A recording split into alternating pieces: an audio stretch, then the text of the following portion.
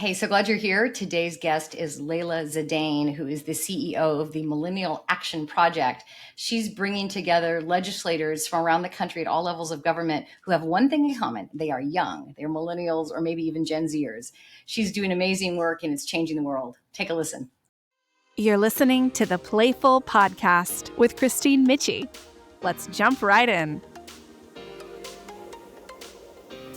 Good day, everyone. Welcome back to the Playful Podcast. I am a broken record to always say I am so excited for today's guest, and it is true again. And maybe that's just because I'm so lucky to know these great people and be in this change sector with them. So today, Layla Zaidane is with us from the Millennial Action Project.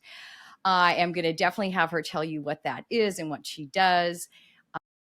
I'll have her just go ahead and say hello and give us a quick little thumbnail of MAP, and then I want to ask you something completely unrelated. Oh, I love it. Hello. Thank you so much for having me. I'm so excited. I've been looking forward to this conversation. Yes, I am the CEO of an organization called Millennial Action Project, which is the largest bipartisan network of Millennial and Gen Z lawmakers in the country. We work with young members of Congress, young state lawmakers to help them build bridges and work on policy solutions together so that political polarization is not an obstacle to solving big problems. Oh, people, did you hear that? This is it, right? This is where solutions grow, right? This is where bridges are built, solutions, linking arm, linking hand. I am so excited. I'm just going to jump ahead of myself and just tell you that Layla and I met at South by Southwest, which is coming up on a month ago now. And I guess by the time this runs, it'll be a few months back. I was intrigued by a seminar workshop title, which was around finding a third identity as a way to connect people, suggesting that kind of right, left, conservative, progressive, whatever those red, blue, politically, whatever these kind of, we think there are two. What's a third thing? So do you own a French bulldog? Do you like to water ski? What is that third thing around which people can come together? Remember how much we have in common by picking something. And Millennial Action Project has selected this age, right? That they're lawmakers, so they have that in common, and that they are young. And so they're inheriting, you all are inheriting this world from all of us. And we're so glad to know that you're working with your fellow millennial and Gen Zers. Okay, here's the question that has nothing to do with that, maybe. Okay. Who's the most playful person you know? Ooh, the most playful person I know. Right now, I'm going to have to give a shout out to somebody on my staff. She runs our entire legislator network, right? So she is in charge of getting all of these young elected leaders to join Millennial Action Project, to be a part of a local chapter. It's called the Future Caucus. And she is the most silly goose, just a hilarious person. The way that she is so effective, and I'm going to shout her out, Blaine Volpe, who's actually celebrating 3 years at MAP today. She builds these really authentic relationships with each and every young lawmaker through just connecting on TV shows that they like, or not taking themselves too seriously. And I think she's so good at just doing that both in her personal life and in her professional life. And it really is translating to people wanting to be around that kind of playful energy, right? It's contagious. I love it. So the membership drive is in full force, and it's led with play, fun, opening the door with levity to come in and talk about things that may be on a spectrum, heavy to light, right? That's right. Yeah. And I think one of the things it does, and it's similar to what you just said in your opening about age as a third identity, is it really gives people permission to step into this third place where anything is possible, anything can happen. And that's where the magic can really occur. And I think leading with play, or leading with a sense of humility and curiosity and joy, can actually really give people that one little permission structure, or that kind of excuse to then just step into something somewhere new. I'd love if you've got an example of a time or examples of times that you can recall in your work broadly, and your work specifically at MAP where you've seen play or silly gooseness be a way to get through an impasse, for example? Or maybe you're crunching on something, your group is trying to come together around something, and then like let's take a break, let's all take a deep breath. Do you have any specific examples or memories of that happening and working? Yeah, I mean, there's two examples that jump to mind. One with our team in particular, so at the nonprofit at HQ, and then one example of the lawmakers themselves facilitating their own sort of playful moment. For us, I remember like midway through the pandemic, and everybody just felt super blah and really stuck, and like we were all going crazy.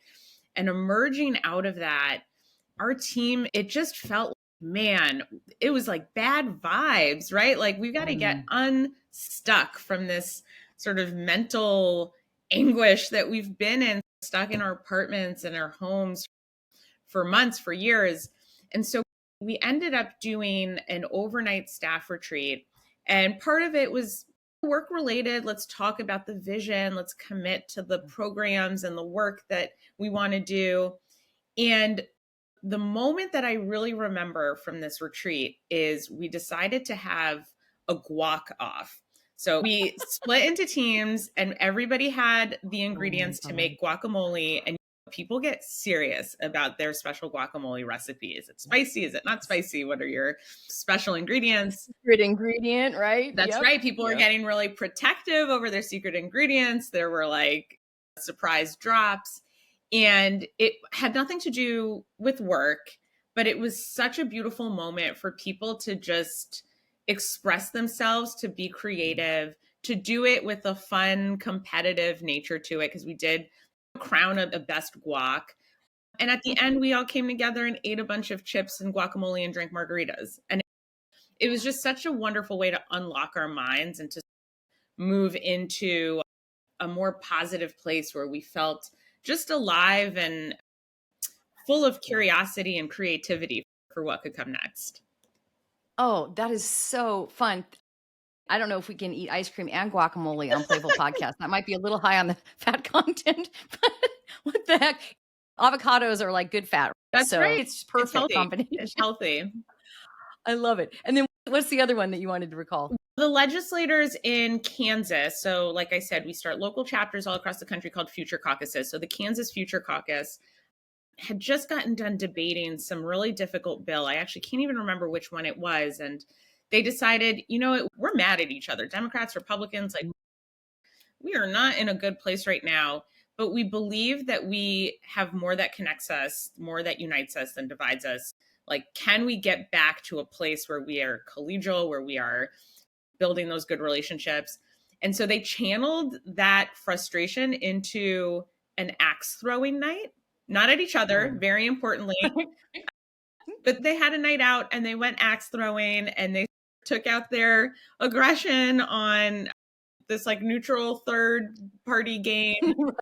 And in the process had a really fun night out and were able to use that as a mechanism to bring them closer together. Boy, that is great. Layla, was that the aha of an individual member, or is that part of your programming to say, when you're stuck, think of something else to do? Yeah, that's a good question. And I wish I could take personal credit for that. But I think the ethos that we try to instill in all of the membership across the country is we want you to listen first. We want you to be curious. We want you to be inclusive, and we want you to innovate. And I think that those qualities really lend themselves well to this idea of play, of disruption, of doing things a little outside the box. And so when the Kansas Future Caucus is faced with a moment where they feel stuck, though, that ability to innovate, that ability to listen to what they need in that moment really empowers them to be creative and to come up with really wild ideas like going axe throwing in order to get unstuck. I love it. I'm wondering, Layla, have you found times where your future caucuses, where the young lawmakers who have found some breakthrough together, when they go back into the big house and then they try and bring their co-partisanship, nonpartisan, bipartisanship re-engendered perhaps because they spent that time together into the room. How do they sustain that? And how do they push through possible pushback from the older folks who on either side might be like, oh, here come the youngins, they're bouncy energy, right? Is there how do they do that? How do they sustain that? Or what thoughts do you have about that? The truth is it's hard, right? It's really hard. And sometimes it's easier than others. And sometimes it just doesn't work. Sometimes things are too heated or too passionate or too tricky or too entrenched. And so acknowledging that off the bat is really important because it doesn't mean that any one individual failure negates the whole potential of this bridge building play, creating ultimately a better culture. It takes the sting out of any one sort of contentious moment. And so I think going in and knowing this is hard then reminds you that it's a muscle that you have to build. And it really is like an exercise, like a gym, right? Of just practicing, flexing those muscles, doing it again and again so that it doesn't feel so hard, so that there are more people who are able to exercise that muscle in that way. And then over time, it becomes much easier. And I'll point to Kansas again, who, when they first launched a Future Caucus, there was only a handful of young people who were a part of the caucus. There's not a lot of power in just a few people, right? But they kept showing up. They kept being visible. Ultimately, more and more young people started running for office, winning elected office. Now their caucus is 34, 35 young people, and they have been building the muscle memory. They are a known force inside the legislature, in the community, in the state. And that makes it a lot easier for them to then take the good vibes that they have from a night of axe throwing and then really channel that into the legislative body. It doesn't happen overnight, but they've been building the muscle of doing it. I love it. And I'm thinking that in, say, corporate settings where you've got a team building activity or a retreat where people go and they do other kinds of things together. Now, the purpose there is the same. So then when they get back to the office, quote unquote, they've connected in a new and different way. They know each other in different settings and they can call upon that relationship in a new way because they may not be referring to it, but it's almost like they know now that they have a different way they connect. That's when people are all on the same team working towards the same goal for the same organization, how much more vital it is what you're doing, knowing that the main goal is still democracy, right? And good governance and providing for the people. But they're on different ball clubs. And thank you so much, because I'm picturing how even more important it is to do this work and have these kinds of third identities and third opportunities and times together when they're working on such big issues. Yeah. And I'll give you a couple stats here. 1 out of every 6 state lawmakers is a millennial or Gen Z, but 1 out of every 3 bipartisan bills was authored by a young person. And so what that tells us is that maybe they're underrepresented as leaders, but they are overrepresented, especially when they're newer and younger, in these kinds of collaborative, solution-oriented legislation.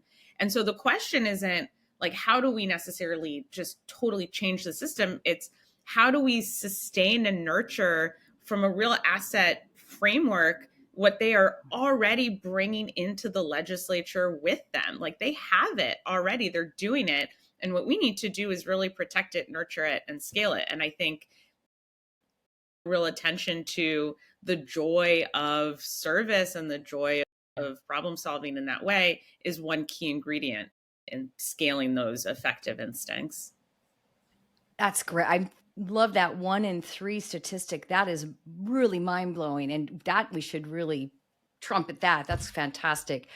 I'm thinking too that it reminds me of when I've heard doctors say the longer they're in practice, the further away they may feel from why they first got into medicine, right? Once they're dealing with paperwork and insurance and all these things, what's covered, what's not covered, et cetera. Similarly, perhaps, and maybe that's true for kind of anyone in any career, but for folks that have chosen service, especially for young people who are closer to that decision to do that, to go all in, to run for office, right? Mhm. That's a great time to be building and cultivating applause for that with others who also decided that. And I used to talk to people about lobbying, for example, thinking like lobbying's gotten a bad name. Lobbying, if you think about it, is ultimately just advocating like our democracy is set up to need for people's perspectives on things, right? So similarly, I hate when people kind of like rag on, oh, politicians and lawmakers. And let's remind people what that is as a journey and career of service. And it sounds like nurturing that and applauding them and connecting them early on celebrates that. Yeah, it's a huge ingredient in this healthy civic flywheel, right? Is community engagement, having their voices be heard. And I think to your point, lobbying or advocacy, that's a critical piece of the puzzle. You just need to make sure you have lawmakers who are ready to listen. But then that's the civic flywheel, and that's how this whole thing works. And so, really enabling that two-way street is so important. All right. So I told Layla before we started, I never know exactly when we're going to eat ice cream, but I listened for a little clue. And when you said the word ingredient a minute ago, I'm like, oh, let's talk about ice cream. So Layla and I each have some ice cream. Now, sometimes on the podcast, we have the same ice cream, and sometimes we have different. And so today, pardon me, I'm grabbing mine. Ooh, I'm so curious. Is it the same or different today? So it's different. Mine is from a shop in Oakland, California called there. And I'm going to read you. It's a Black woman-owned, vegan, artisanal, full-fat coconut cream frozen dessert manufacturer. We locally produce coconut cream, no artificial colors, etc. And another one of our podcast guests turned me on to her social enterprise ice cream company. So I had this shipped down, and my flavor is bittersweet chocolate with cocoa nibs or cocoa. That sounds nibs. amazing. Okay. Okay, but I'm going to wait. Now you can tell us about yours. All right. Mine is from a local shop called Ice Cream Jubilee, which is also owned by women of color. And the flavor that I got, it's your basic flavor. It's chocolate chip cookie dough, which is my favorite. Good say, yep. But you know what they say, if it ain't broke, don't fix it. So that was my philosophy going into the selection here. Okay, and usually this is a really nice petite little container. I usually have a full pint and a big soup spoon. I noticed that Layla served herself ice cream, which I'm always interested in which guests serve themselves in a dish, and others usually have a tea towel wrapped around a pint and a soup spoon. I had to put it in a dish because otherwise I would just eat the whole pint. So this was right to protect myself from myself. Let's see what we got. Mine's loud on the microphone. It's crunchy. Oh, so good. Oh, mine too. Do you know that shop from before? Yeah, I did know that shop. It was a great selection. As an out-of-towner, I'm very impressed in your ability to pinpoint the best ice cream shop in DC. Oh, well, don't you know I love that research? I have to decide how much time do I spend on any given day researching ice cream. So it's a good pursuit, all because of the podcast and the desire to make a difference. So this part of the episode called What's the Scoop is, of course, about it's a chance to eat ice cream. And then also to ask you, what's the scoop on how you came to care? Your sort of impact origin story. What's the scoop on how I came to care? Honestly, it starts with, before me, it starts with my parents who were born in Morocco and immigrated to New York when they were in their 20s. It's where they met. It's where they had me. And my family grew up there, just me, my sister, and my parents, with basically the whole rest of our family still in Morocco or in France, in the region. And so growing up, I spent most of my childhood really spending time like for 2 months. My mom was a teacher, so we had summer breaks. We would just go be in Morocco for such a long time. And growing up, it felt like I was a third culture kid. There's like people who are like born in America who are Americans. There's people who are born in Morocco and like, you're Moroccan. And I didn't like totally fit in either place. I had a foot in both cultures, right? And so I was refer to myself as a third culture kid, which in some ways is like really lonely because you're like totally not, you're not like totally sure what all of the norms and traditions and you don't totally fit in with either. But then you also have this superpower of being to like really deeply understand and empathize people who might not have the same ability to connect with each other. I have this like bridging ability for both. And I think helped me really shape my worldview, helped me understand how people could hold multiple truths at once. And just from a very young age became really interested in that idea of bridging the way I had conceptualized it, bridging international divides. And once I got to college, I studied international politics and fell into doing work here in the US. Really noticed how much we had divides right here at home. You didn't have to look across borders to try to figure out how to make people connect with each other better. We sure have a problem doing that here. And so after doing some work at a think tank, I got to do all this amazing work at the Center for American Progress, mobilizing young people around issues. So grassroots organizing, working on policy ideas that impact young people. Just really started to notice how, as a generation, there was this appetite that I recognized to not be boxed in, to not feel like you were subscribing to a cable package when really you're a Netflix kind of a person, right? Like you didn't want to be just boxed in to something that didn't feel like we subscribed to every option under that label. And so, yeah, I think that my experience growing up, some of my early work experience getting to work with young people in general really opened my eyes and informed me to the possibility and the opportunity that we have to channel what I see as a rising generation who's going to change the world, who's totally going to change the culture of governing, how we relate to each other for the better. And I want to be a part of channeling that and catalyzing that.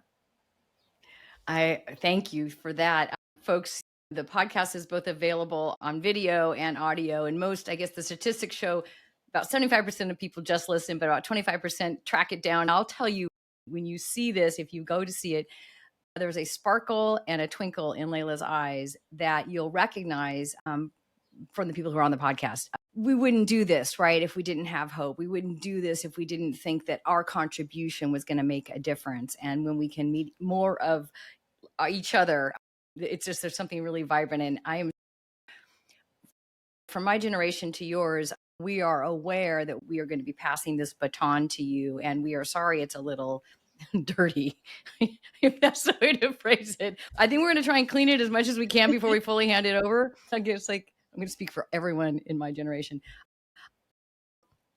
We are really excited. I am really excited that you and yours are going to be inheriting it. I would like to clean it up more before you have to take it over completely, but it's very hopeful. And I am the mother of some Millennial Gen Z kids, and they are both upward looking and outward looking people. And I think they represent, like you're suggesting, a lot of hope and a lot of almost kind of a rejection of rejection, right? They're like, we're not going to take that part of the mantle on. We believe in a different future that we can help make happen. I'm really grateful for that. I want to give you a chance to tell folks how they can support the Millennial Action Project. Sure. So you can visit us online at millennialaction.org. Millennial is 2 L's and 2 N's. So I always have to remind myself of that. And there's ways that, based on what your strengths are, that we could really use you. One, policymakers who want to work together, they're doing lots of great relationship building.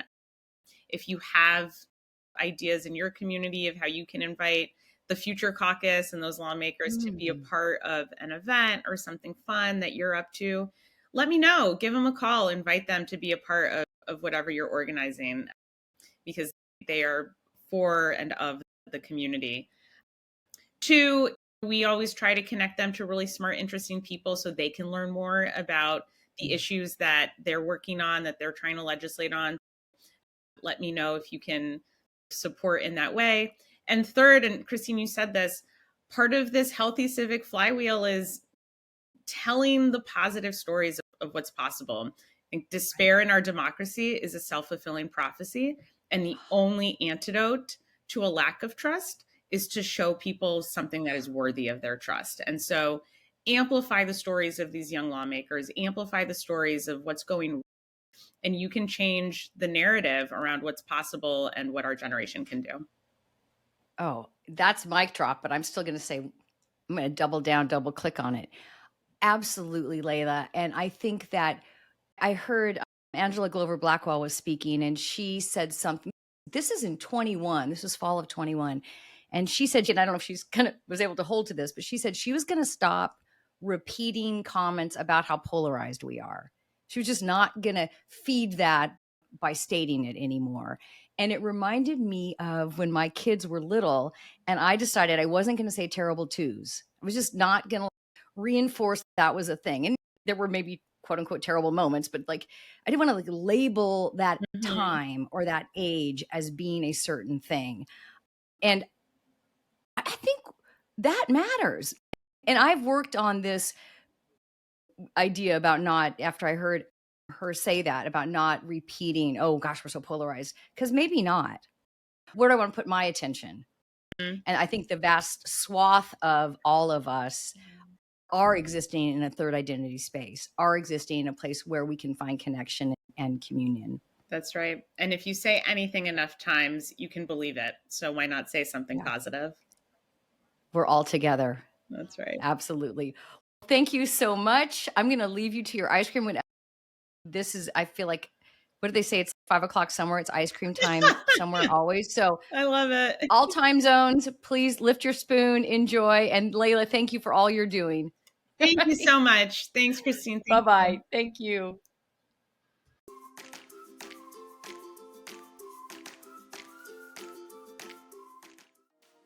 Hey, everybody. Welcome to this double scoop from the wonderful conversation with Layla Zaidane from the Millennial Action Project.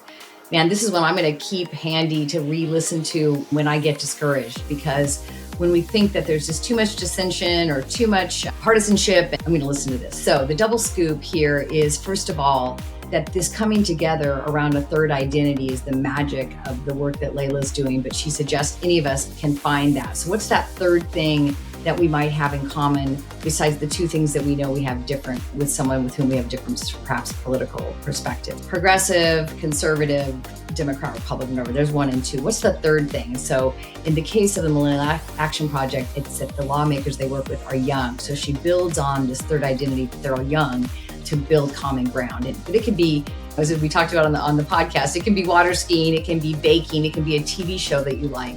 Start with something and build from there.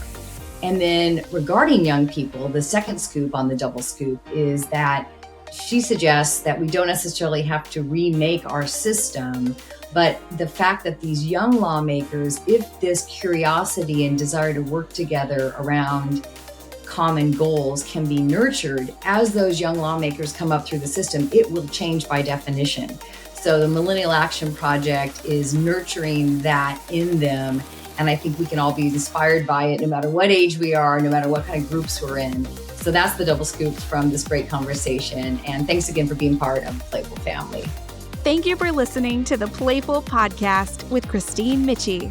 You can find Christine on LinkedIn or learn more about her work with changemakers worldwide at impactfulinc.com. That's impactful with 2 L's, INC.com. And you can find all episodes of the Playful Podcast on Apple Podcasts, Spotify, or wherever you get your favorite podcast content. See you next time.